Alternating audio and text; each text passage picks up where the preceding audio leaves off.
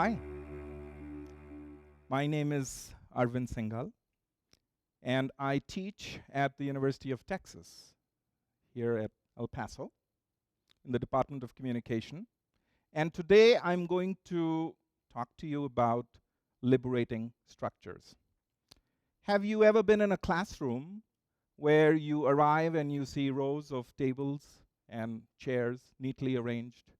Students who come and sit behind their desks and open their laptop. A lot of bodies that are present, but maybe minds that are sometimes absent or lost in Facebook.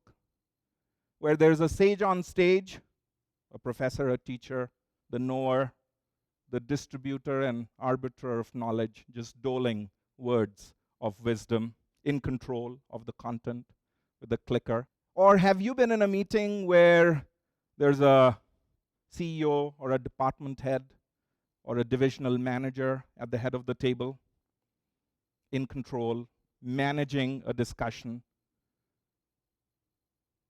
Have you ever been in a situation where the opposite is true, where the discussion is completely free-flowing, an open brainstorm, where ideas are ping-ponging?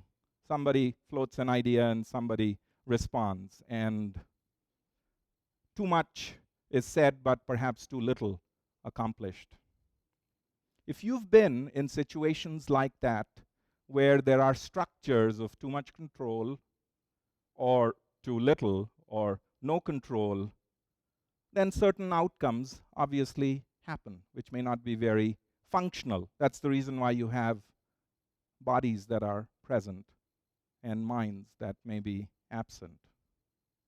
Or you may have somebody on the stage, the sage on the stage, while the other empty vessels sitting, waiting for them to be educated or filled with knowledge.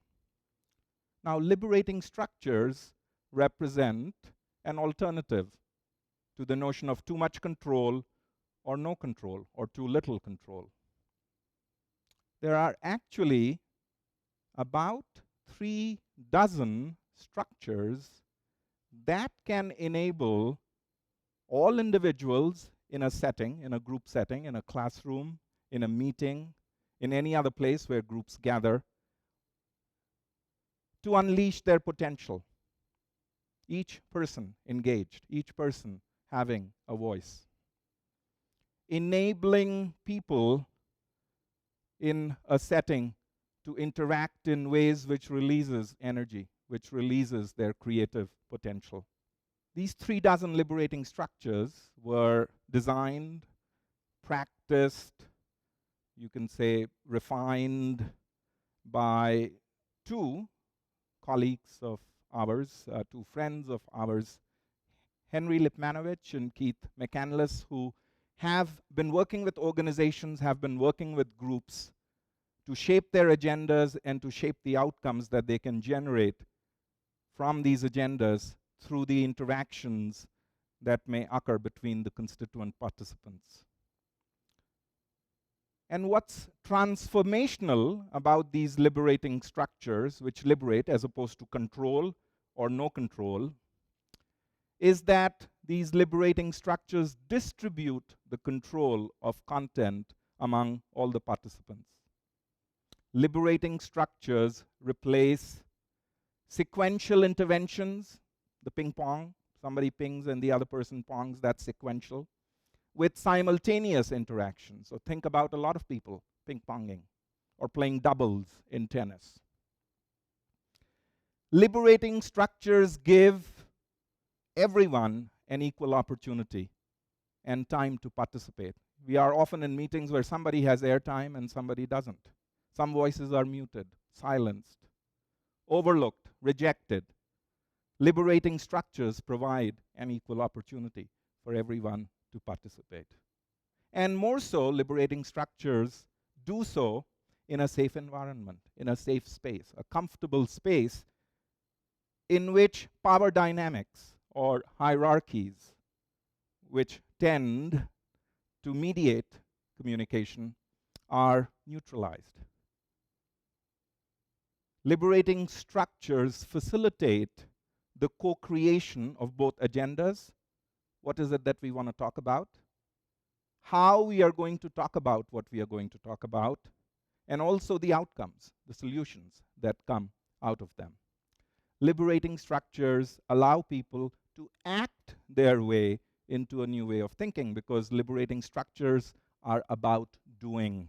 You do things with other people so that you can assimilate, experience, internalize in ways that's not possible if somebody tells you this is to be done, or if you observe somebody doing something.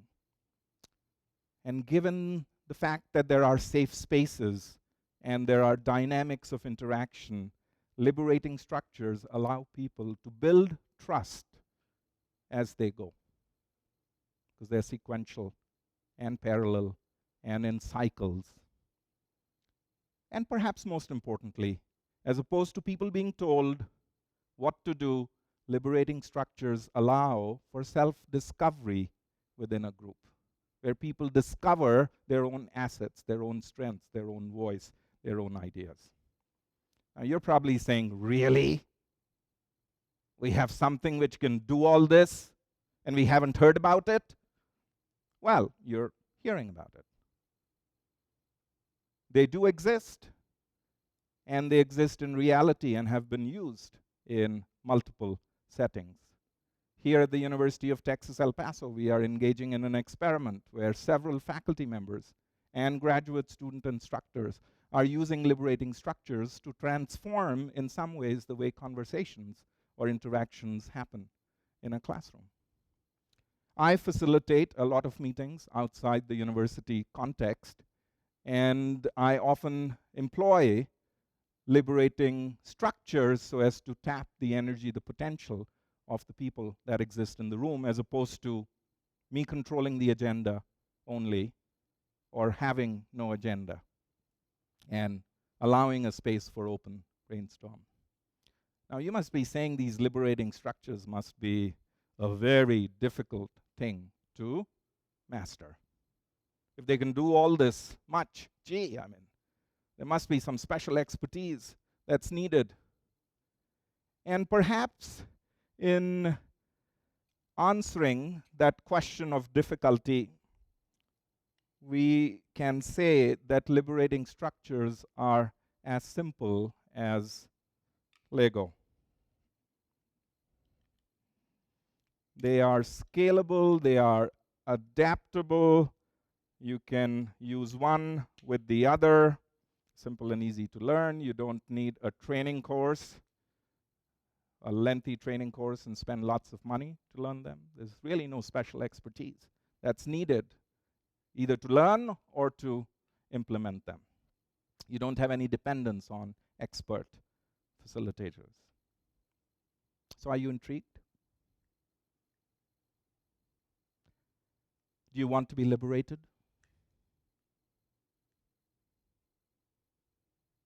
I feel liberated. I think those who are part of classroom environments that I'm in say, these are their words, that they feel liberated. You can too. Thank you.